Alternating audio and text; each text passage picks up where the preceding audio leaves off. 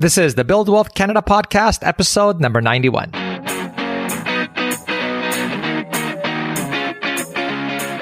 Welcome to the Build Wealth Canada podcast, where it's all about becoming debt-free, accelerating your wealth, and taking control of your money. Now, here's your host, Cornell Schreiber. Hey, it's Cornell, and welcome to the Build Wealth Canada show. One question that I've been getting asked a lot, both from listeners of the podcast as well as those in my investing course, is how to deal with and optimize any sort of investments through your work. Now, typically in Canada, when you work for a mid-sized to large organization, you'll either be part of a defined contribution pension plan where you get some sort of employer match as part of your compensation, but the income you receive from those investments in retirement is not guaranteed for life, as it's highly dependent on what the markets do and what funds you are holding through your employer. Now, the other main type here in Canada is a defined benefit pension plan. These are what I like to call the gold-plated pensions, and it's what teachers, police officers, and other government workers tend to have here in Canada. Some companies in the private sector offer this too, but these are continuously becoming more and more rare, and what makes them so appealing is that they just about guarantee you a specified income for life, no matter what the markets are doing. Now, we're going to cover both types of pensions in this interview. So unless you are a small business owner or work for a small business, then this episode will be highly relevant to you. And even then, there's a good chance that either your partner works for a company that offers one of these, or maybe one day you'll end up working for someone that offers this. So it's definitely something that's good to know. Now, I did want to give a big thanks to one of the podcast listeners, Krista, for submitting such excellent questions for this episode. And we actually use those questions as a base for this interview. Specifically, some of the things we cover are how should a pension factor into how you view your finances/investments? And again, this is all going to be for both types of pensions, no matter which one you have. And what should your portfolio look like with a pension? For example, should you have more equity than bonds, for example, especially if you have one of those, nice sort of guaranteed government pensions? And how to factor a pension into an early retirement, no matter which one you have, and the tax implications of potentially taking a buyout for an early retirement, if that's an option. So we cover all that and much more in the interview. Now, to help me with this, I have Rob Engen on the show, who is one of the most reputable fee-for-service financial planners that I know of here in Canada. He also runs one of the largest personal finance blogs in Canada called boomerandecho.com. He's regularly quoted and featured in financial media such as the Globe and Mail, Money Sense, the Financial Post, CBC, and Global News. And he used to actually work for a university here in Canada where he had one of those nice gold-plated pensions where he ended up transitioning from that to becoming self-employed. So he had to go through all this analysis himself firsthand on what to do when you have a pension and then you no longer wish to stay with that employer. So I thought he'd be a great fit for this episode, as he's actually gone through these options and all this analysis himself. So it's not just some theory that we're going to be talking about here. Now, a few quick notes before we get into the show. I briefly mentioned the investing course, as that's where I answer questions one-on-one. So if you do want to try and view all the video lessons as well as ask me questions, that's over at buildwealthcanada.ca/training. And I've also got 2 free resources for you. So I get asked a lot which ETFs I hold in my own investment portfolio and how much do I hold of each one. So the free tool that I actually use to manage all my investments and see how they're doing actually has a feature now where I can share my portfolio and asset allocation with everyone. So I wanted to make that available to you, and you can check it out for free over at buildwealthcanada.ca/portfolio. And you don't need to sign up or anything like that to see it. It's all free. And yeah, so just enjoy. And when you're on that page, you'll also have the option to create a free account to use the same tool that I use almost exclusively to manage, buy, and rebalance my investments. It's called Passive. I'm a huge fan. It's a Canadian company, and they've already saved me thousands over the years by making my portfolio more tax efficient, helping me buy the lowest cost ETFs, and they save me dozens of hours when it comes to actually managing my portfolio and rebalancing and buying my investments. So again, you can see my entire portfolio over at buildwealthcanada.ca/portfolio. And while you're there, you'll see a button to also get a free passive account so that you can literally be using the exact same tool that I use. So that covers the equity side of my portfolio. And then for the safe fixed income part of my portfolio, I use the best high interest savings account that I've been able to find here in Canada. And I've been using it for years as it consistently has one of, if not the highest rates in Canada.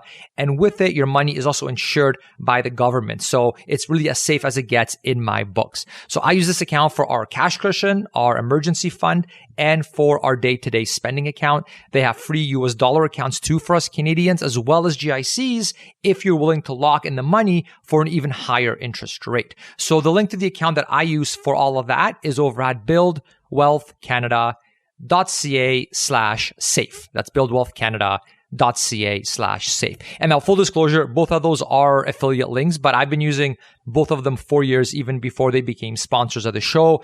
I continue to use them, and it's what I recommend to all friends and family. So if you are going to open up a free account with either of them anyway, please use those links, as it really helps support the show and basically pay for additional staff to help me publish these episodes more frequently. All right. So I hope you enjoy that. And now let's get into the show.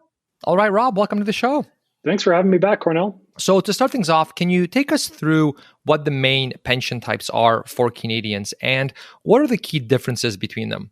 So the two main pension types are a defined benefit pension plan and then a defined contribution pension plan. And just kind of going back through history, it was a defined benefit plan that was, predominant for public sector workers and private sector employees, where the employer took care of you and you could, you'd work there for 40 years and then you could look forward to receiving this pension income stream in retirement. But that's been changing rapidly over the last 20 years, and more employers are moving towards a defined contribution pension plan where they don't take on the burden of the risk of investing and then administering the pension plan. And instead, they offer some investment choices for employees to contribute to. The employer might match, but then the employer isn't on the hook for providing this guaranteed pension payout all throughout retirement. So really putting the onus on the employee. So right now, the main differences are that a defined benefit pension plan, the benefit's known in advance. It's an income stream based on your years of service and your salary. Some plans take, let's say, your best 5 years average or the last 5 years average salary. In most cases, the employee contributes a percentage of salary and the employer would contribute as well. And then, as I said, this plan is managed by the employer or a pension administrator who bears the risk of investing and then paying out the funds when you're retired. You, as an employee, do not get to make investment choices. This is managed by the pension plan. Now, with a defined contribution plan, it's funded by the employee, and typically the employer will make matching contributions. So, for example, the employee puts in 5% of their salary, and then the employer would match and put in another 5%. Now, you may be able to, in most cases, you're able to make choices on how the money is invested based on, a limited number of selections on who the employer has chosen to administer the fund. It could be, these are the big companies like a Sun Life or a Great West Life or Manulife. And then in retirement, it's typically converted to what they call a locked-in retirement account or a LIRA, which has some rules around it. It's like an RSP, but it has some rules around it where you can't take out money typically until around age 55. And then you can take it out based on some minimum and maximum withdrawal rates in retirement. Gotcha. Yeah. Now, do you find that in your practice, you're a fee-for-service financial planner, when you speak to people or clients and then you're helping them with their finances, do you find that most Canadians, from your experience, know which one they have and know the differences between the two? Or is this actually something that most people are just like, yeah, I've got some pension at work, but then that's kind of as far as it goes? I don't think most people have any idea. When you start at a new job and you go through your orientation and onboarding, you'll get a bunch of documents thrown at you, and one of those could be this pension plan of some sort. And so I don't think a lot of people have an idea, especially when they first start. Most likely, if they're in a defined benefit pension plan and they're enrolled right away, until they get that first paycheck and they see some pretty significant deductions coming off their check, and they might think, holy cow, what is going on here? Why is 8, 9, 10, even 12% of my salary going towards this pension plan? And then they'll hopefully do some more digging. Right, because with the defined contribution pension plan, they'll get the match, and so it's actually they see a statement like, "Oh, my employer basically gave me free money because they matched my contribution," and it's like a positive thing, I guess, right? Whereas with a defined benefit, it's like, "Oh, they're taking out a lot."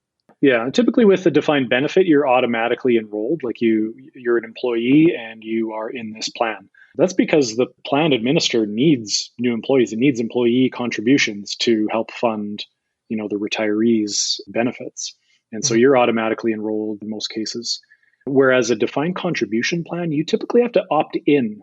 Okay. So in this case, you should be finding out from your, pension and benefits or human resources team what type of plan you have. And if it's a defined contribution plan, can you enroll right away? And what are the employer matching contributions? Because you'll want to know that to take advantage of the free money. And that makes sense also why I think one of the most common sort of tips, high value tips that I see in the personal finance space is sort of the biggest ROI on your time spent is, okay, make sure you're actually doing the employer match, right? And because it's basically free money that you're getting. And so to what you just said about how you actually have to physically apply for it or enroll in it, right? I can see how someone starts a new job, they're busy learning it, they forget to do that, or it's on their to-do list, but it's item number 57 or whatever, and they don't get to it. And then the year goes by and they've basically lost that money now because it doesn't usually stack from my understanding, right? It's not like if you don't fully take advantage of the match, it's not like you get to, get that, you still have that amount to use from last year because you never used it. You pretty much lose it, right? No, yeah, you can't. That's right. You can't catch up. And it's important to enroll. And it's one of the challenges they're working with, mostly in the States I hear about, like a lot of the behavioral finance type folks like Dan Ariely. And, they're looking at ways to help people save more. And they say, stop making this an opt-in, make it an opt-out instead. Yes. So that, you're automatically enrolled and contributing a portion of your paycheck and you don't even see it. Because the problem is as soon as you get that first paycheck, taxes are taken off and CPP and EI deductions are taken off. And of course, you're left with the net and to do whatever you want. And for a lot of people, finances are tight. And so the last thing you do is think about, I should, throw a few $100s into this pension plan. You're enjoying that cash flow. And so these behavioral finance types are wanting to turn that on its head and say, no, you should be automatically enrolled. And then the employee would have to opt out if they didn't want to contribute. Yeah, it's kind of like a extension of that pay yourself first strategy a little bit, right? Where it's sort of all automated. The employers, by automatically being opted in, you're in a way being forced to sort of pay yourself first to put money towards your actual investments, as opposed to, I'll put some in if there's money left over. And a lot of times there's not money left over because it's easy to spend the money once it hits your checking account. So, exactly. As much as I don't like to give people homework over the summer, it sounds like from what you just said that's probably a big call to action for everybody listening is if you are not sure whether you have a defined benefit pension plan or a defined contribution pension plan, the big thing is to actually go and find that out. Ask your, HR department, I would think would be the best sort of place to find out, right, Rob? For sure. Yeah. Find out what type of retirement plan that you either contribute to or that you have the option to contribute to. And especially if there's a defined contribution plan, what is that employer match? Because some of them can be really lucrative. For sure. And like up to what amount, that kind of a thing. Because it seems like such a critical thing that we should be learning even in elementary or post-secondary, right? To know, okay, what are the two different types and find out exactly which one you have right from the beginning that you get your first job. Because one of them is basically guaranteed for life. The other one is not. And that makes a huge difference, right? So it definitely seems like something that's like a core thing when it comes to financial literacy and really helping you out long term, right? Totally. And even understanding what I said at the onset, where historically defined benefit pension plans were very common in the private sector. And employers do not want to be on the hook for bearing the responsibility of investing those funds and paying them out in retirement because people are living longer. You're paying out these pensions for arguably longer than that employee worked for you. And so that's why they're kind of cutting off these plans and moving it to a defined contribution plan where the onus is on you. It's on the employee to contribute to it, to make sure the investments are invested appropriately, and then to manage the withdrawals in retirement. Like it's all on you now. Mm-hmm. Yeah. Yeah. An employee works at the company, let's say till 65. Let's say they live to be 100. The employer's on the hook to pay them that money all the way up till then, right? So it's that's a pretty big liability. I can see why companies from a sort of profit optimization perspective or then liability reduction perspective kind of have that incentive to go more towards that defined contribution pension plan. Sure. structure. And then we've all heard about the horror stories from, say, a Nortel that, went bankrupt. Well, they had a defined benefit pension for their employees. And it's just a nightmare for, existing beneficiaries who were retired. And then obviously for, employees who were paying into the plan to, extract something out of this in the bankruptcy procedures. So there is risk, especially in the private sector. It's very interesting. Is there an easy way that you have for people to remember which one is which if they're going to ask their HR department or talking to family about it? I find it can be easy to get the two mixed up. Well, the key is going to be, is there, when I do enroll in this plan, do I get investment choices? This is the key difference. At a defined benefit pension, you have no responsibility whatsoever in how these funds are invested. That's all taken care of for you. In a defined contribution plan, you will be given some kind of menu of options for investing these funds because it's your choice. And so there may be a default, right? Like a target date fund of when you're going to retire, like 2050, for example. But the key difference is, are you making the investment choices or not? And that's a good way to tell the difference between the two. Gotcha. And now a quick message from one of our sponsors. All right, I want to give a big shout out to Passive for sponsoring this episode. They are free to use and are literally the number one tool that I consistently use to manage all my investments. If you've been investing for any period of time, you know how important rebalancing your portfolio is, as that's what allows you to consistently buy low and sell high with your investments, as well as ensure that you aren't taking on any additional unnecessary risk. Now, as critical as rebalancing your portfolio is, it's actually a manual and annoying labor-intensive process, as to do it correctly, you have to log into each of your household's investment accounts and do manual data entry on a spreadsheet to figure out how much to buy of each investment every single time that you have money to invest. And there's always the chance that you make a mistake and miscalculate something when doing it yourself on a spreadsheet. So these days, when I have money to invest, I simply log into Passive. I immediately see what I'm holding too much and too little of in my portfolio, and Passive automatically calculates how much I need to buy of each ETF to get me back to my target across all of my household's accounts. Then in a couple clicks, I can have Passive buy the investments that I'm holding too little of across all my and my wife's accounts without me having to log in and out of each account to manually do the trades myself. I'm also able to see how my entire household's investment portfolio is doing across all our accounts in just a mouse click instead of manually having to add everything up across all my accounts.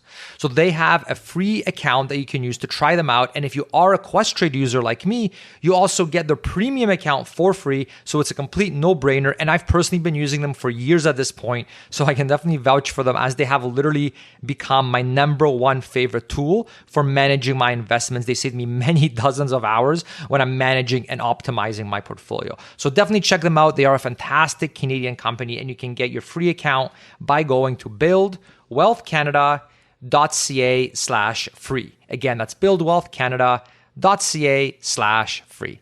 And now back to the show. And how should the two different pension types factor into how you view your finances and your investments?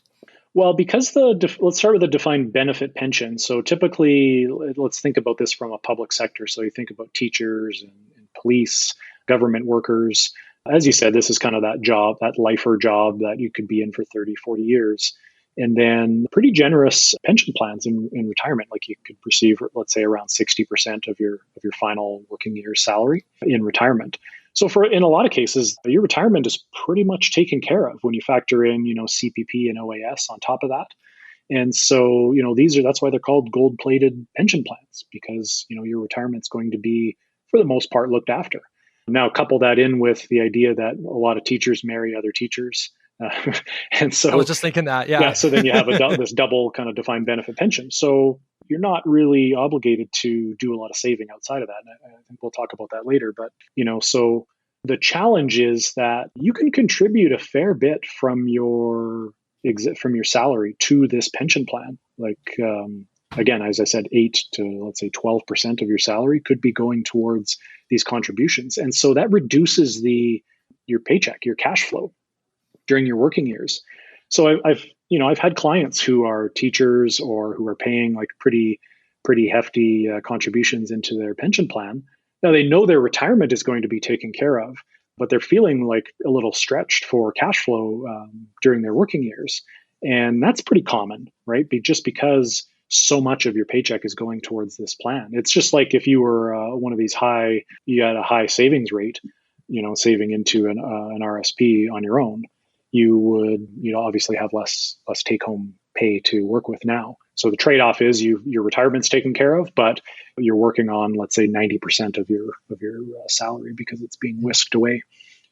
Now, on the other hand, the defined contribution plan, as you said, you're on the hook. Like, you need to contribute and think about your retirement because no one's going to do it for you. And so, luckily you have this defined contribution plan, which hopefully your employer contributes to and matches your contributions up to a certain amount. And how you should think about that is not be drawn into the high cash flow that you're receiving before you enroll in this plan. You should think about your retirement, and you should think about capitalizing on these matching funds.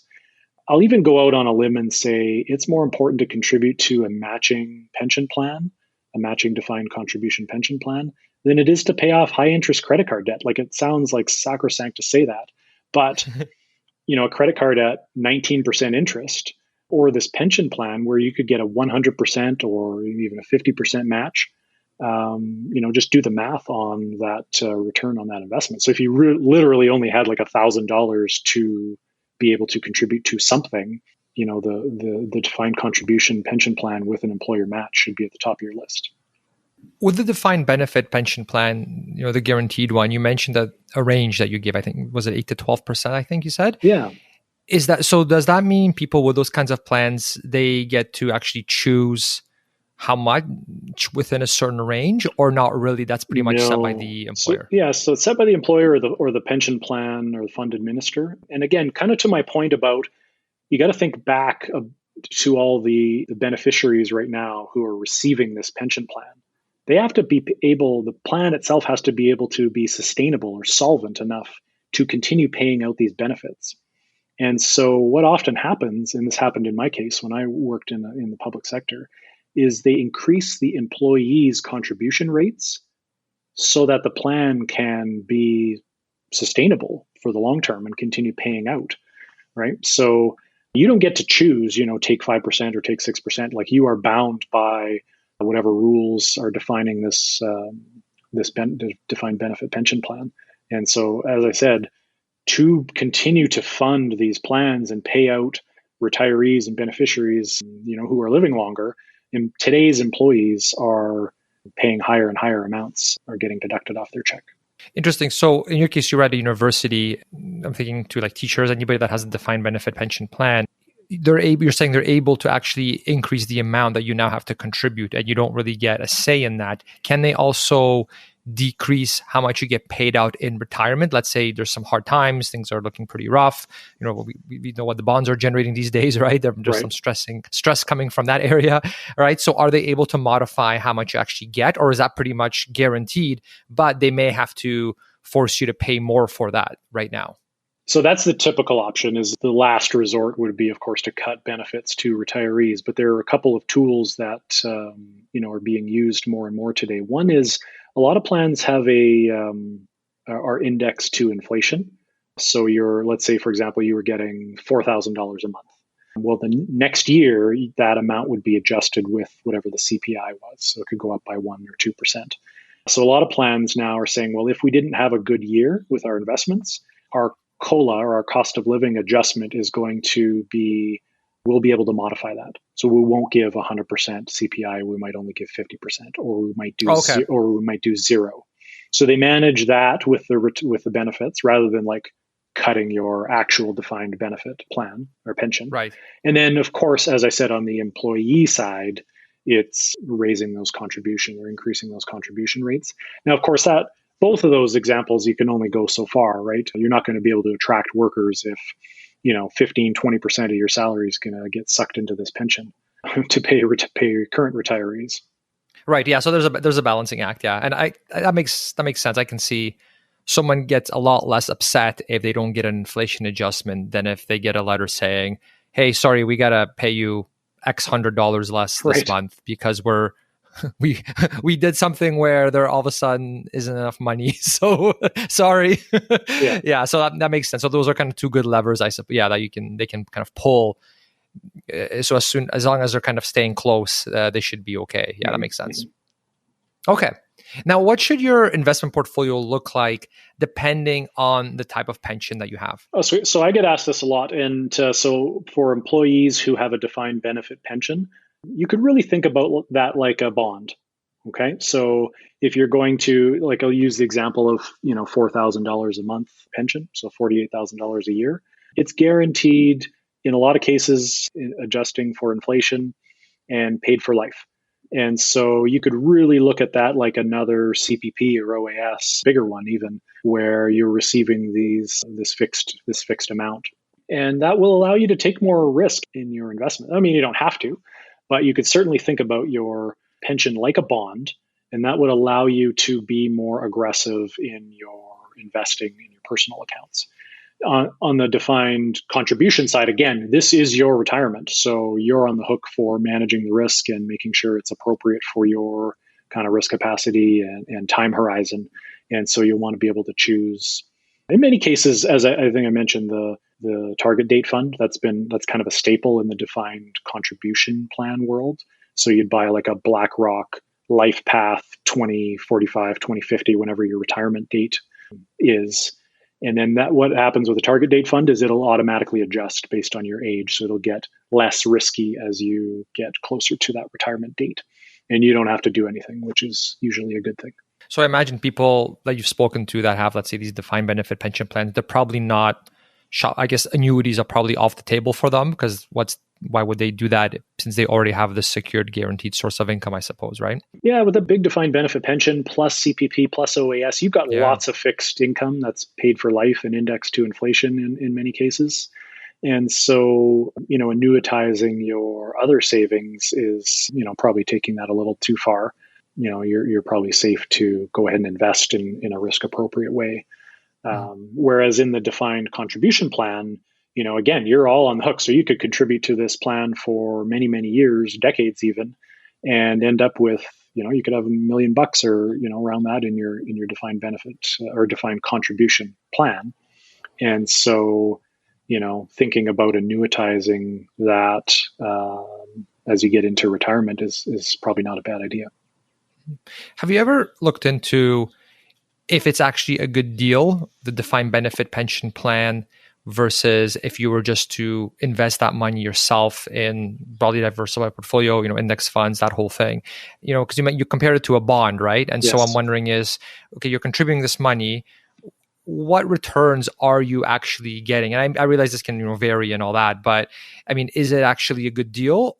So someone like myself who doesn't have one, should I be bitter because I don't have this amazing pension like the teachers do? Or should I be you know what, that's not so bad because I can take that money, invest in myself in at a discount brokerage in low cost ETFs. And I know, let's say on average, if I'm doing very high equity allocation, let's say 8%. So I'm going to be far more up ahead in terms of net worth. The downside is it's not guaranteed, but the probabilities say that I am more likely to actually have a higher net worth because I'm able to sort of do it my own way and tweak the portfolio, let's say, towards equity so that I can get that higher expected return. So one of the big challenges is that most people, I would say, don't have the knowledge to invest on their own in a way that is going to outperform, a defined benefit pension. And you can use CPP as the example. So I hear a lot of times, someone say, I want to take my CPP early and invest, and I can beat those returns. But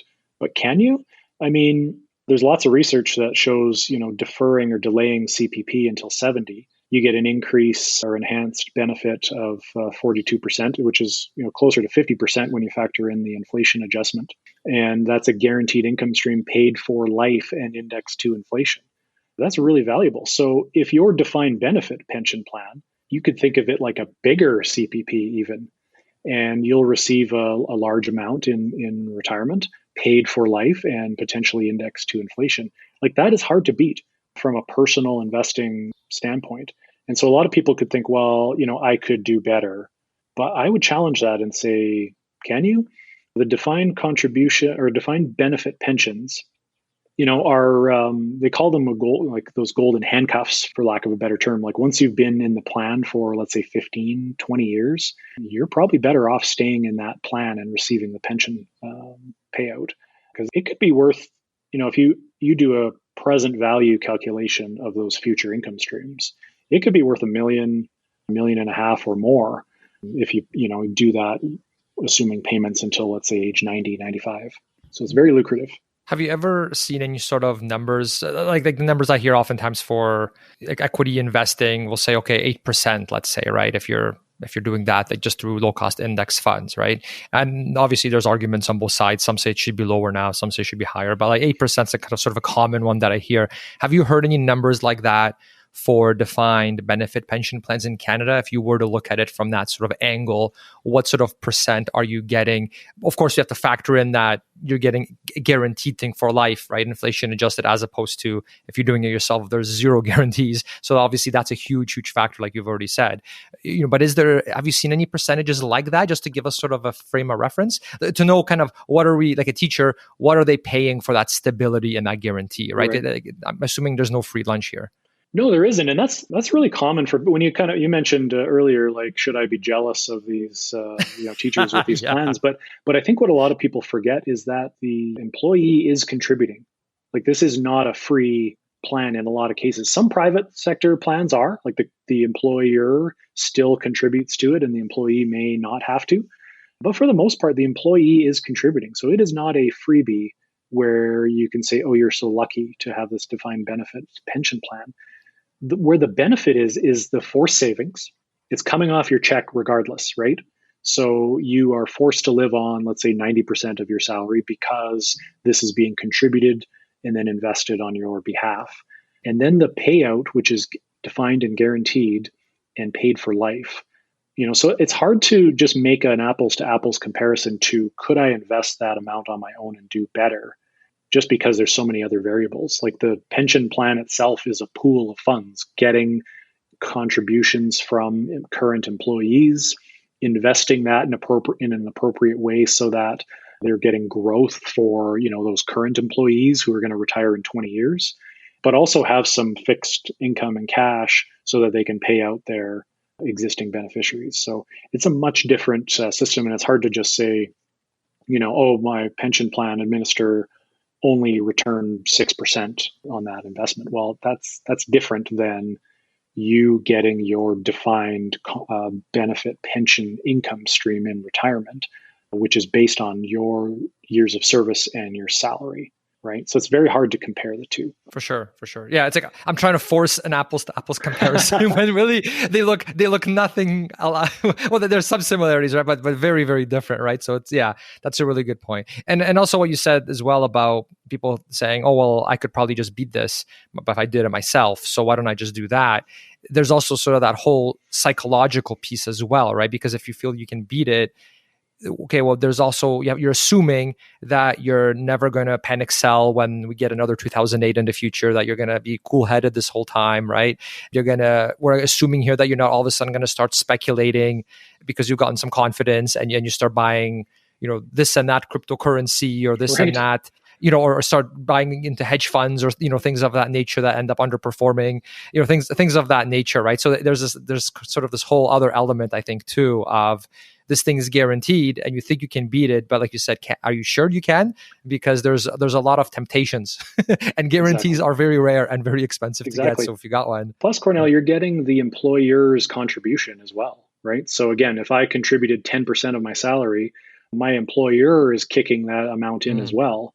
And so now if you, let's say, aren't in that plan, but you want to like mimic something like that on your own by investing, you've got to invest 20% of your salary and be consistent with it. Like the defined benefit plan, there's no opting out. That's coming off your check every year, Right. Whereas humans with the ability to have other priorities in their life might pause those contributions while they, have kids and, buy something, large expenditure one year, right? Because now you're not forced to contribute this amount. So there's no guarantee that you will. Yeah, that's very interesting. How do you factor in a pension into an early retirement for both the pension types? Like we hear about the FIRE movement, or even someone that's maybe not really part of the FIRE movement. Maybe they just want to retire at 50 instead of that traditional 65. But yeah, let's also tackle it from the angle of someone that is in their 30s or 40s and they've got a crazy high savings rate. They're on track to actually pull it off. How do you factor in these pensions? So it's going to be very difficult for an early retiree who's predominantly saving in either pension plan to be able to retire early without other savings, like significant other savings. So with a defined benefit plan, you cannot access that until your earliest, let's say, reduced pension date. And so that could be 55, for example. And then the earliest unreduced amount you could receive might be at 60. So, retiring at 50, now you're waiting until 55 or 60 to be able to start collecting a pension. And that pension might not be as high as if you would have worked until your kind of normal retirement date. When you have a defined contribution plan, the same thing holds true. It's going into essentially a locked-in retirement account, which is like an RSP, but with special rules that you cannot access this money, barring financial hardship, until age 55. And so retiring early, you have to think, I need other savings in order to make this work, because I cannot get access to either of these until at least, let's say, 55 years old. Gotcha. Yeah, that makes sense. What are the tax implications of potentially taking a pension buyout for early retirement? Yeah, so some people if we're talking about a defined benefit pension plan, oftentimes you may get the choice to, let's say you retire early, you could take a lump sum, or what's called the commuted value of that pension. So remember I said, if you factored in or tried to calculate the present value of that future income stream, that's essentially what the commuted value is, or the lump sum of the pension. And they'll say, okay, well, you could take this lump sum, but here's what's going to happen. Only a maximum amount, it's called the maximum transfer value, can be placed into a lira, okay? And then whatever else, so let's just use an example. Let's say $500,000, you could take a lump sum. Well, maybe only $250,000 of that or $300,000 of that is eligible to be transferred to a lira.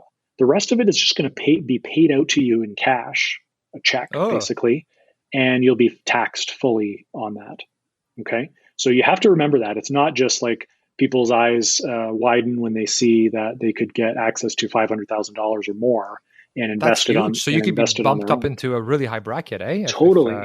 Yeah, that's very interesting. Yeah. So you have to really think about this. So in a lot of cases, let's say if you're retiring or you don't plan on working that year, this could actually work out fairly well. So you get the lump sum, you get the amount deposited into a lira, which again, as I said, it's got some special rules. You can't access it till 55, but you can invest it on your own. And then you get this cash.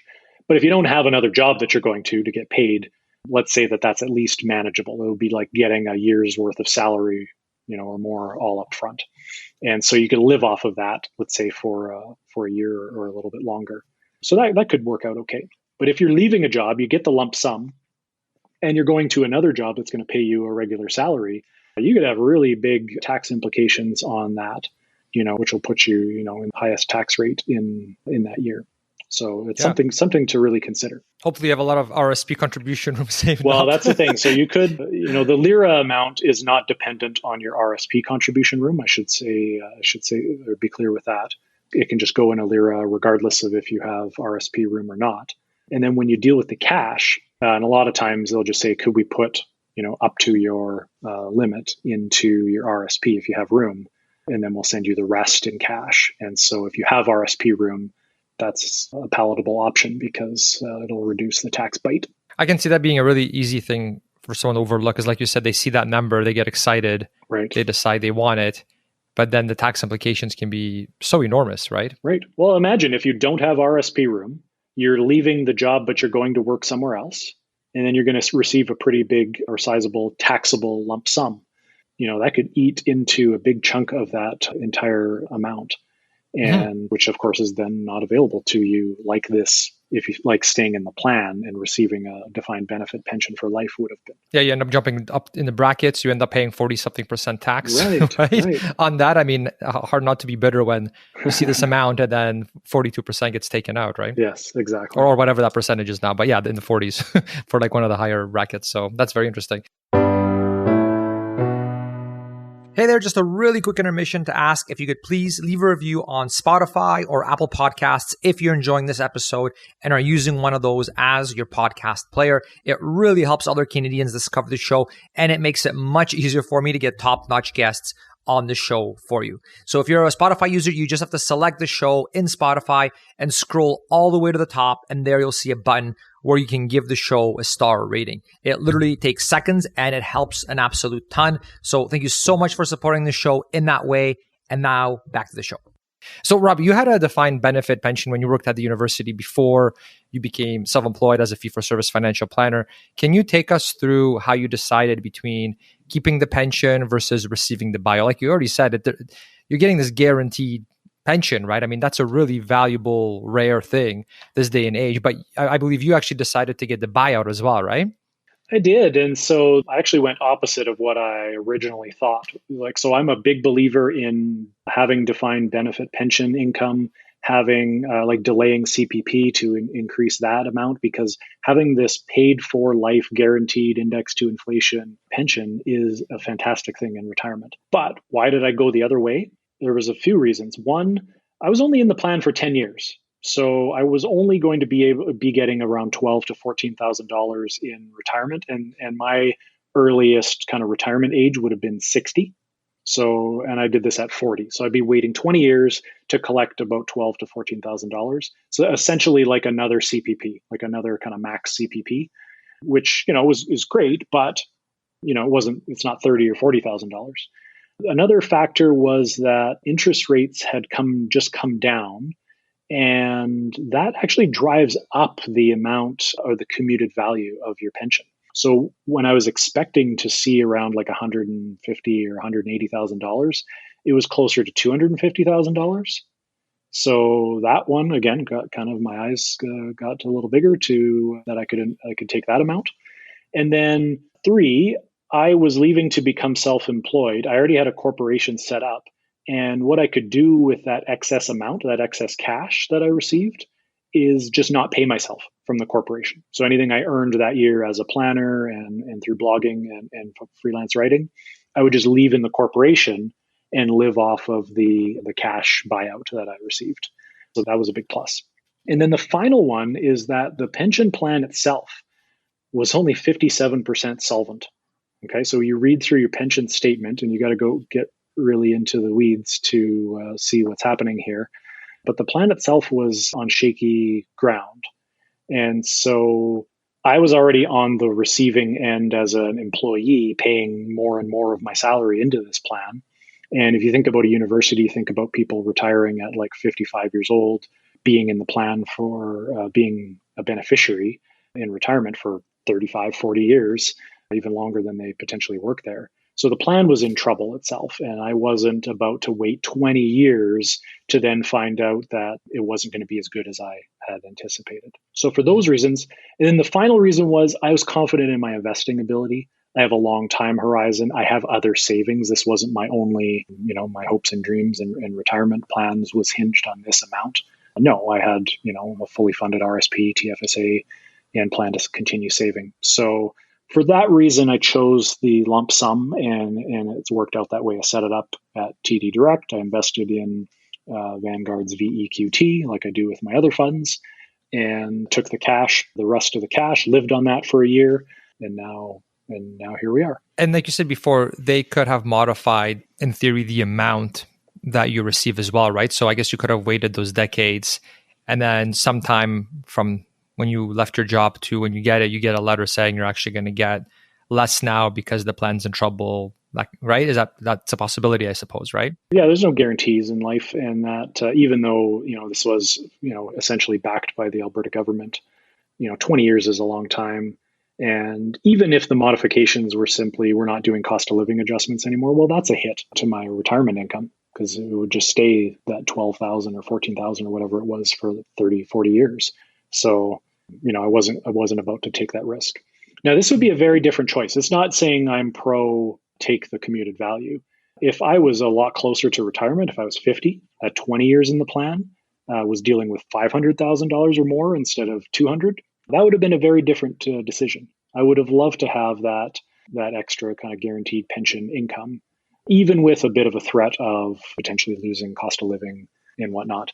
I think the choice could have been very different. But because I was only in it for 10 years and had all those other factors kind of going in my favor, I ended up doing the buyout. This sounds like a very, very dangerous area to use general rules of thumb, where Definitely. It's like, oh, always do X, always do Y, or if this, then do this, right? It sounds like it's extremely, from what you've explained in your story, very situational, lots of different variables, some very quantitative in nature, some very qualitative in nature. And yeah, it's very much something that you really need to examine all the angles, because it's not like there's one choice where where X is always the right answer and is always the optimum answer. That seems like that does not happen in this when it comes to deciding whether you want to take the buyout or not. I would totally agree with that. And even for me, who helps people through these decisions, I reached out to an expert, Alexandra McQueen, who goes by Money Gal on Twitter. She's a pension expert and kind of helped me through, we reached the same conclusion, but it was interesting to just see her process of what she would go through and kind of as I explained those things like, is the pension plan solvent? How much are you going to receive? What's your investing knowledge and experience? Do you have other savings and things like that? So it's just interesting to get an outside view of that process and, to help make that decision. So I'd highly encourage people to do that and not just go to kind of like a bank advisor, because there's a high Right. conflict of interest here, Cornell. Like this is something we haven't really talked about, but imagine the choice. You go to an advisor who's compensated by the commission on investing with him or her, and you're asking, should I stay in the plan or should I take the commuted value and invest it with you? Well, what do you think they're going to tell you? If their incentives are, I can gather these assets and get 1% trailer fee off of this. For sure. Do you think they'd be motivated to tell you to take the commuted value and invest it? Probably. Exactly. So you got to be careful with that. And even if they don't, there's also the other model, right, where it's the percentage of assets. So even if they're not actually going to be getting commissions from what they're selling you, because if they are, then obviously they want you to take the buyout and then sell you things. But even if it's a percentage of assets model, I guess there's potentially some conflict there as well, right? Because if it's in a pension, then they're not really managing that money, versus if it's part of your total assets, then now they are. So now they get a percentage of that, right? Yeah. So that's then you get into the whole thing of how do you find the right planner? How do you make sure they're ethical? How do you make sure, even if that conflict exists or potential for conflict exists, that they actually aren't, that's not swaying their recommendation to you, kind of thing, right? Exactly. Yeah. That's a really, really good point. And yeah, I like how you actually got us, even though you're very well versed in this. And I believe you do this for clients as well, right? Where you help them decide. But even as an expert in this field, you decided to still get a second opinion, just because when you're this close to it, right? When it's your own money, it's so valuable to get that second opinion from another expert, right? They don't have those sort of those emotions and that attachment to it that you may have, right? Exactly. It was just, she could look at it with an outside view and go through a methodical, these are the steps I would take to look at any decision like this, and ticked all these boxes to say, go ahead and take the money and invest it. Mm-hmm. Yeah, I hear you. I'm a big fan of that. Even I know when we were working on our sort of early retirement strategy and all that, and seeing if we can actually quit our jobs, we did the same thing where I was like, okay, I feel pretty confident in this. I know how to use the financial modeling software and all that, but I still want to seek the advice of other experts in the field so they can run their own numbers. Yeah, what am I missing here? Exactly. Because when you're so close to it, right, and it's hard to totally keep emotions out of it. And it's like you don't know what you don't know as well, right? And no one knows everything. Yeah. And so you want that second opinion for someone that's not as close to it, right? So yeah, that's really neat because you took that kind of same approach that I did, and yeah, I think that's a really good idea for sure. That's awesome. Oh, you mentioned VEQT as well, which which is interesting because I'm a big fan of that as well. I pretty much use that exclusively for our kids' RESP as well. So big fan of that one. Yeah, it was just a set it and forget it kind of thing, and the timing worked out because it was, I think, April or May when I got that set up. And so, then the market was on kind of an upswing. So I think I ended up with $150,000, and pretty soon it was worth 180. Yeah, just because of the timing of that. So, of course, I can't control that, but it worked out. And you don't have to rebalance through the whole process, which is nice. The luxury of the VQT. Yeah, I know when I decided to use that for our ESP for the kids, I'm already rebalancing our retirement portfolio, right? So I don't want to have to also rebalance the RESP. Plus, like the amounts aren't as big, right? And so the savings aren't as substantial and all that. So yeah. So no, I hear you. Are there any other pros and cons that for the different approaches that you wanted to add, or do you think we covered them in terms of the taking the buyout versus not? I think we covered them. I just you think about your length of service there. I really stress that I was only there 10 years. Defined benefit pension plans are super lucrative when you see the plan through. Like you work there for the 30 years or reach your like 80 or 85 factor where you're going to get that full pension. Because I've seen some pretty lucrative pensions, like $60,000, $70,000, $80,000 a year. Wow. That is hard to replicate. I would say darn near impossible to replicate on your own. And so if you were very close to retirement and you had the option to pull that money out of the plan, I would highly suggest you get some unbiased second opinion on that. Because it's really hard to replicate. Yeah, that's great. When you have a defined benefit pension plan, your RSP contribution room gets reduced. Now, this begs the question whether employees with good defined benefit pension plans should even bother with an RSP. Yeah, I mentioned the teachers who are prone to marrying other teachers. And so you're going to have these two strong defined benefit pension plans waiting for them in retirement. The downside is that because they're also contributing to these plans during their working years, they probably have a little less money to save. I would be more inclined to utilize the TFSA there. Like if you just, if you have $5,000, $6,000 a year left over and you're just trying to decide between the two, the TFSA might be a better choice just to help you manage your taxes later. You're receiving defined benefit pension income plus like forced RIF or RSP withdrawals, could push you into a tax bracket that is on the high side. And so with the TFSA, that's a nice complement to having a pension. But that said, you could be earning $100,000 or more, and utilizing your RSP makes good sense. So for me, I was never a six-figure earner by any means, but I was close. And so, yes, I contributed a lot of my salary to the organization's pension plan. And what that meant was a pension adjustment reduced my RSP contribution room. So typically you would get, let's say you made $100,000, you would get 18% of that next year as RSP available contribution room, $18,000. Well, for me, my RSP room after the pension adjustment was only around $3,600. Okay, so it was really, manageable to max that out. And so I did that plus some TFSA contributions, even though I already had this defined benefit plan. But the reason why is because I knew I probably wouldn't be there for 30 years. And as it turned out, I left after 10 years. So I'm glad I had some other savings. But if you're going to be kind of a lifer there and work that 30, 40 years, you could probably forego RSP contributions knowing that you're going to have this pretty strong defined benefit pension plan, and maybe try to focus on your TFSA instead. For sure, because I can see someone really shooting themselves in the foot a little bit if they just kind of approach this somewhat blindly and just, okay, they're getting their defined benefit pension. They're maybe putting someone into the RSP as well, just on some automated sort of process. And then they end up retiring. And then now they're getting hit with pension income. They're getting hit with CBP OAS. They're getting, they start having to withdraw from the RSP as well, right? And so now all of those things are actually hitting your personal income. And you can go in really, really high brackets, maybe even more than when you were working, possibly, true. Right?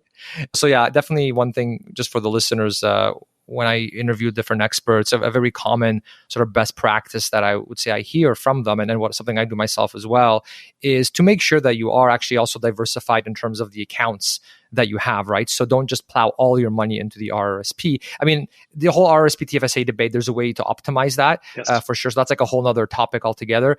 But one thing I will say is that you don't want to just have everything in RSP pension, and then you get your CPP OAS, because then that's all going to hit your taxable income. It's going to get you to a higher bracket. Whereas if you have that TFSA, you can take some money out without it making you exceed that bracket. So just really want to throw that one in, because I used to work at Snap Projections, where we would do the financial modeling for people and help advisors, and yeah, I definitely saw some people get into some hot water where they're very bitter because when they have all this money, great, but it's all in these accounts that are going to hit their income directly, and they're being forced to take out money that they're not even going to spend that year.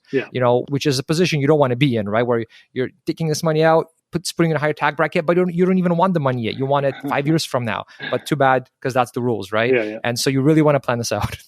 For sure. Yeah. Sorry, here's my tangent sometimes, but yeah, this is a big one, because I remember talking to some angry people about that kind of thing. For sure. Okay, that sounds good. So let's also tackle this question from the defined contribution pension plan perspective. Sure. So in most cases, you're wanting to take advantage of that employer match. And so we could use an example of like 5% your contribution, 5% employee match. Well, that's 10% going into your RSP or into this defined contribution pension plan, which is treated like an RSP contribution. Well, it still leaves you with 8% to contribute, plus any unused room. And so you could certainly open a personal RSP. And so I've got lots of clients who do this. And so the rule of thumb would be, let's contribute to the defined contribution pension plan just enough to get the employer match. So 5%, or whatever your plan is. And then if you have excess cash flow and you want to continue making RSP contributions, let's say you do that optimization math and it still makes sense to do RSP over TFSA, then stop contributing to the defined contribution plan where your investment options are limited, right, into the plan's options. And you could go ahead and open a personal RSP account and invest in something that you can choose, where you have, every available investment under the sun. So think about it that way, where you want that employer match, like that is the golden goose. That's what you want. And then saving outside of that, you got to open your own personal accounts to do so. Because I think they will let you keep contributing even above that, even for sure, above your match. It's just you won't get the match anymore, right? Exactly. So kind of think about it like an RESP, where you contribute $2,500, you get the 20% government grant. There's no real incentive to save over and above that because there's no matching dollars. For sure. And I mean, you can get a lot of times, at least from what I've seen, you can get much lower cost and really solid products just do on your own. Yes. So you wouldn't really want to stick with this plan. But they definitely try to. I remember them sending us materials when my wife used to work, and like, oh, hey, you get a discount because, we are in this group thing. And so you get these reduced fees because you're part of this big company, and the deal that we structured with them. So, so they try to kind of incentivize you to keep pumping all your retirement savings into them. Yeah. But then you look at these, quote unquote, reduced rates. And it's like, this is still way like multiples of what I can get if I just do it through a discount brokerage. So something to be careful of for sure. Yeah. And if you're a confident DIY investor, then this is an easy choice, right? To kind of open your self-directed account and pick your own investments. But for someone who just wants to save but wants someone else to manage it, then sure, like continue contributing to that plan, because the options are probably better than what you'd just get by going into a bank or regular investment firm. And then let's talk about our investment options with the two different pension types. And we've already covered the first one a bit, but just to kind of repeat here. So for people with defined benefit pensions, do they have any options in terms of how much to contribute and what that money goes into? And so you said no to that, right? No, it's all, this is all taken care of by the employer or the plan administrator. So, the amount that you contribute is defined, and then the plan invests according to its mandate. So, unless you can get yourself on the board of directors at the right.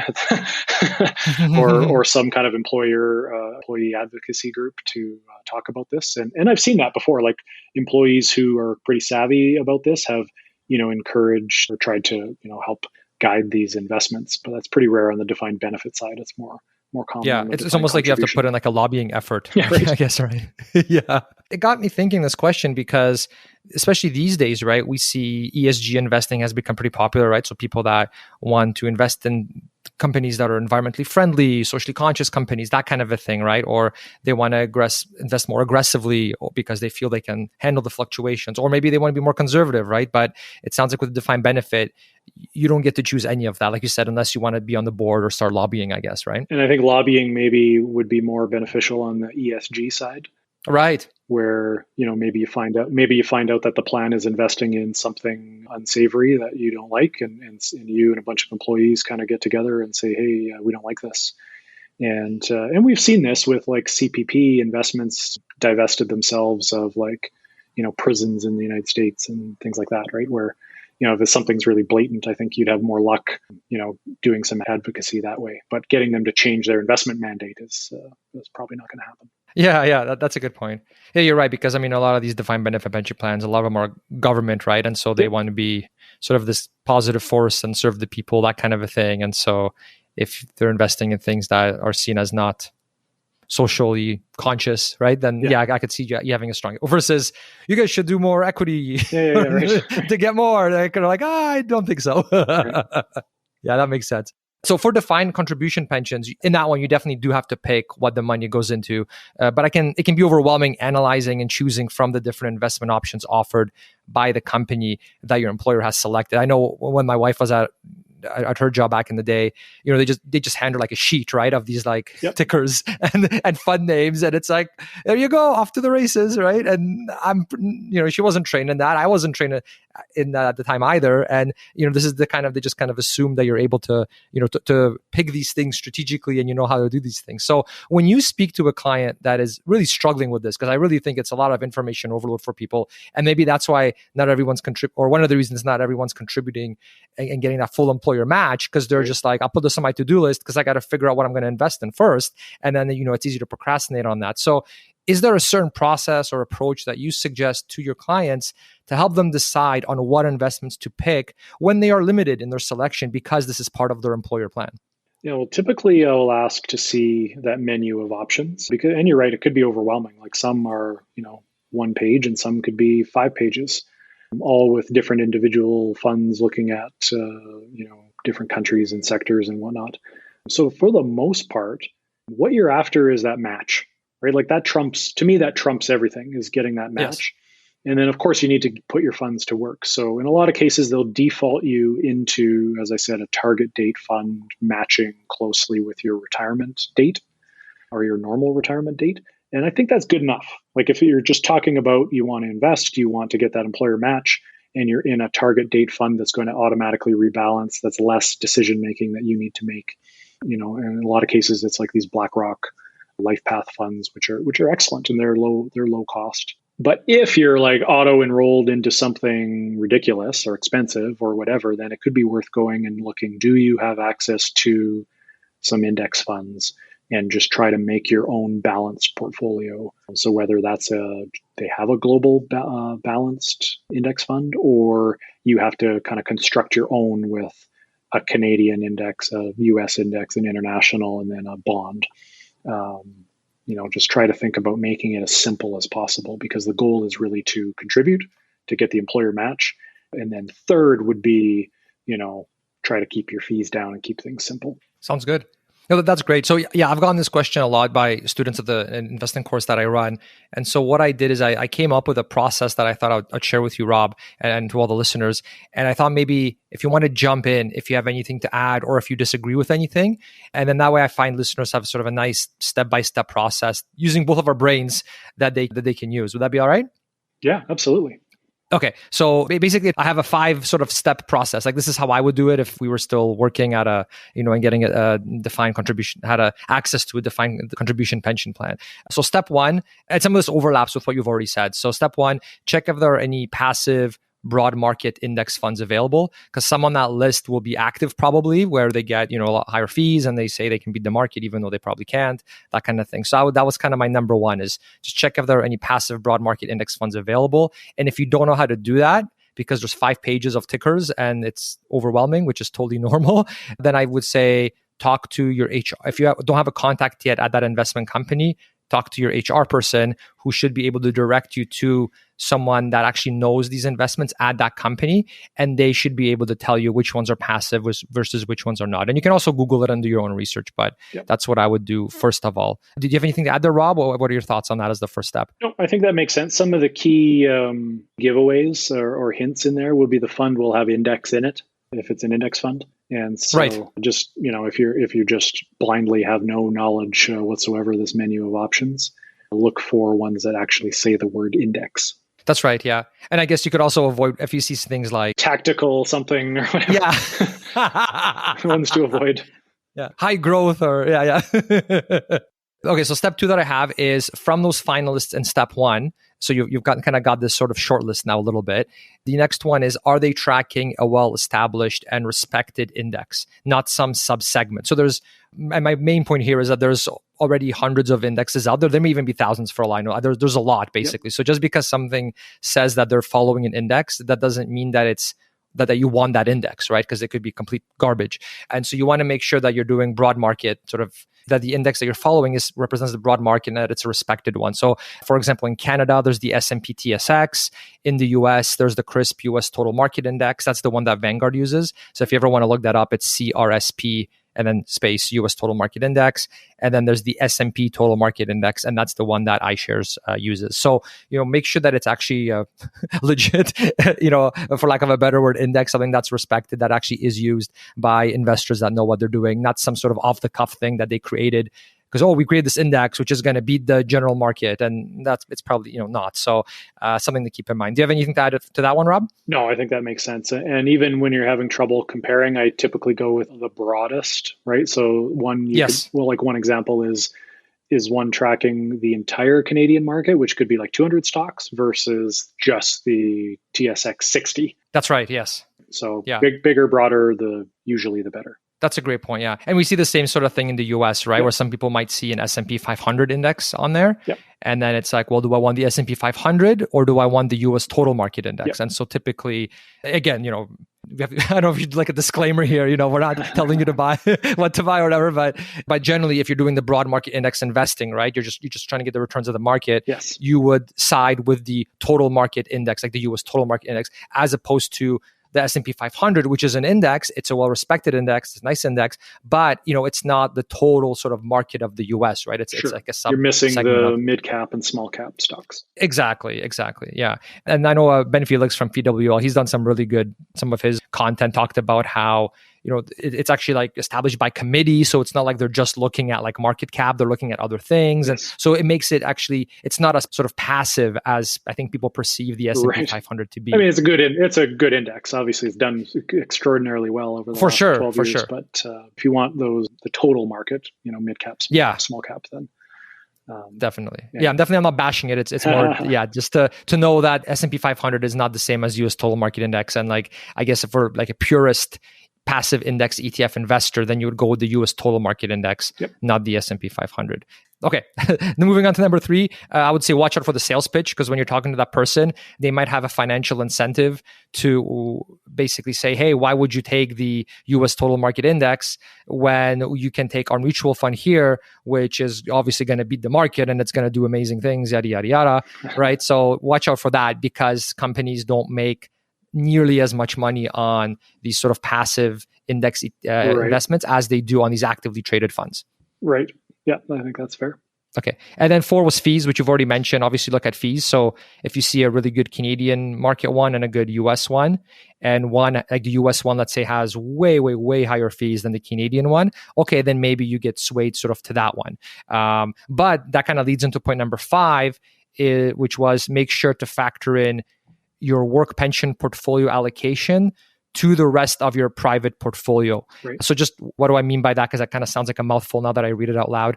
So I'll use a real life example, and then I'll be happy to hear your thoughts, Rob. So when my wife was working and she had this at her work, we found they had actually had a pretty good one that represented Canada. So there was like an S&P TSX fund. It was still relatively low cost, obviously not as cheap as you can get yourself, but pretty good, right? And the other ones were not as good. I wasn't really happy with them, and so we actually ended up. And I'm not saying everyone should do this, but in our specific case, with what was available to us, the Canadian one was good. So for her entire pension piece, when we were getting the employer match, we put all of it into the Canadian one, the S&P TSX fund that they had.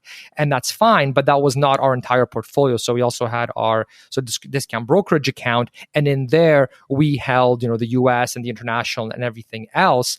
And what we did is we would then decrease we basically factor in that, okay, in our discount brokerage, we're already holding some Canada from her work. And so we want to hold a little bit less Canada in our discount brokerage account because we don't want to be overweight in the Canadian index. I don't know if I explained that well. Rob, maybe you can tell me if that made sense. You're treating your portfolio like, the many different investment accounts, you're treating it all as one portfolio. So you're getting your Canadian exposure from the pension plan, which means that you're going to have less Canada or maybe even no Canada in the rest of your accounts, and you'll have to adjust accordingly. I agree with that. That makes perfect sense if you don't have very many options. Again, I'm less fussy about getting this like exactly right because you're usually limited with your investment options. But what are you after? Again, you're after that employer match. Good enough is good enough in this account, at least in my opinion. And if you could avoid having to pick like 4 or 5 different funds and you could get just a global balanced fund or a low cost target date fund, I think that's good enough. And then you kind of limit the amount of choices you have to make and the stress involved of like trying to manage your portfolio allocation. We're not all nerds like you and I, where we like to optimize this stuff. And so again, like simplicity would be my addition to this. I agree. Now that I reflect on it, I can see this would work well for some people, but for others, it's like, hold on, wait. So I got to pick a Canadian, a bond one, a US one, international one, and then do the same thing for my portfolio that I have at a discount brokerage too, and then I have to rebalance it. And right. So I could see that it gets pretty complex. And like you said, ideally, hopefully, they do offer some sort of fund, like you said, some sort of target date fund, or just something that basically is a good diversified portfolio. Hopefully, it's all just passive sort of indexes still, and then you can just buy that. And then by default, it's going to keep buying that every time you get the employer match and you contribute.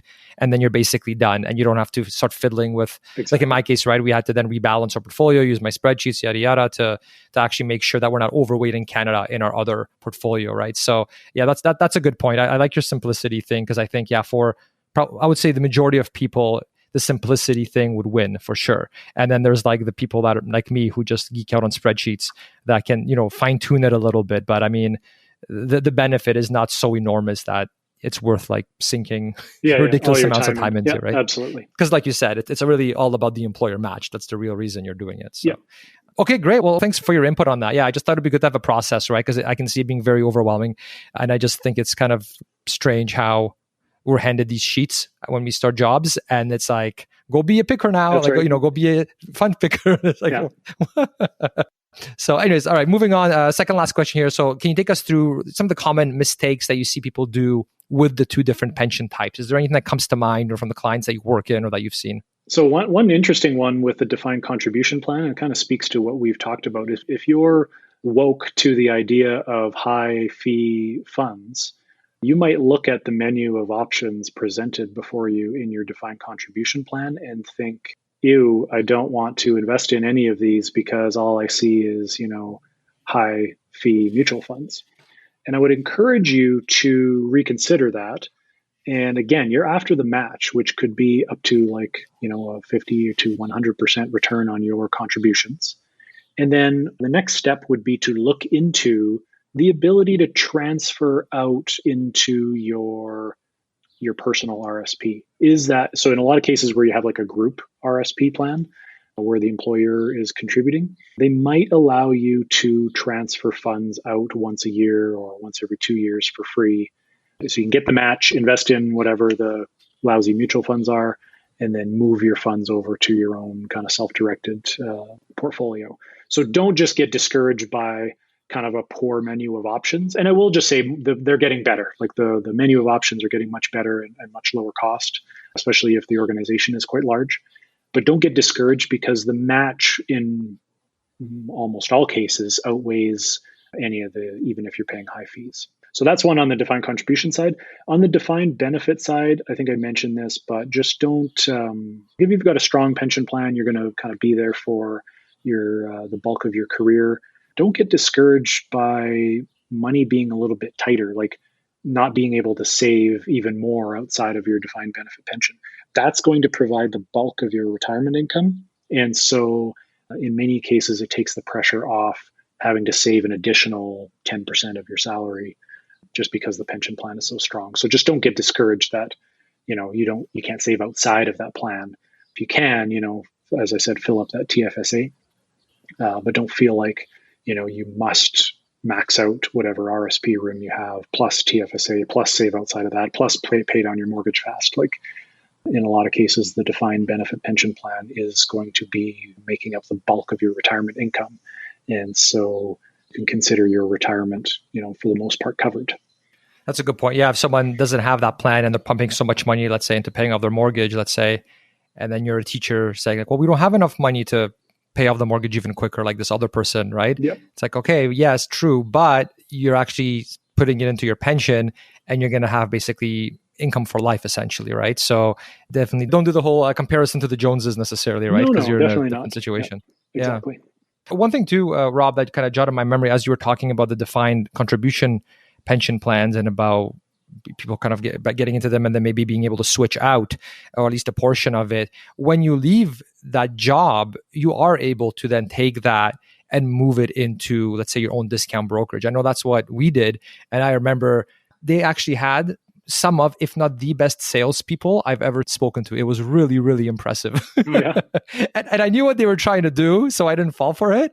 But they had it down pat, like in terms of, so the way that it did it, right, is so my wife left, right? And then they will obviously want you to keep that money as part of their plan, right? Because then they get their higher fees off that and everything, right? So they would do the whole sales pitch about, how even though you've left your employer, you're still going to get these big discounts on their fees if you just stay with us, and the money's already there. So like, why would you bother switching when you're already set up with us and you're getting these deals? And here you can actually, even though you're not with them anymore, you can still contribute to the plan and just do it, with us, and it's going to be great. And this whole show, and it was really, they had their sales pitch down pat. It was really impressive. And then, of course, we switched it to our discount brokerage because why would we pay these, even though their discounts were still pretty high cost and they were, actively managed things. I think they had a lot of actively managed things as well. So, but that's one thing that I would say to also remember, right? That it's not like you're locked in for life with those expensive mutual funds with that employer, because you're probably going to switch jobs and then you can move them out and manage them yourself. Exactly. Yeah, that's fair. So that's another rant, but I hope that was helpful because I think I can see that being a trap that people fall into. So Rob, really, thanks so much for coming on. Again, we look forward to seeing you at the Canadian Financial Summit again this year as one of the speakers. And can you tell us more where we can see more of your content, your research, and learn more about your practice as well? For sure. So everything you can find out at boomerandecho.com, and you'll see my fee-only service up there, my latest blog posts, and every weekend I do kind of a weekend reading roundup of interesting stuff I've read around the web. And I'll also share some, if I have some freelance pieces out, I'll share those there as well. And I'm pretty active on Twitter, so you can find me there at boomerandecho as well. Awesome. And it's a really great blog. So for everybody who wants to check it out, definitely you can see a lot of Rob's guides there. And he's been writing on it for many, many years now. Is it like over a decade now, Rob? It is over 10 years now. I'm ancient in blog years. That's right. That's right. All right. Well, thank you so much for coming on. Definitely, I'll be linking out to all of that in the show notes as well for anybody who wants to check it out at buildwealthcanada.ca. It's going to be basically on the front page there, so you can take a look. And yeah, again, Rob, thanks so much for coming on, and I look forward to seeing your talk at the summit this year. Oh, thanks so much. It was a pleasure. All right. Awesome. Take care. Bye. All right, thanks for tuning into the episode. A big thanks to my favorite and most frequently used investing tool, Passive, for sponsoring the show. You can get your free account in Passive over at buildwealthcanada.ca/free.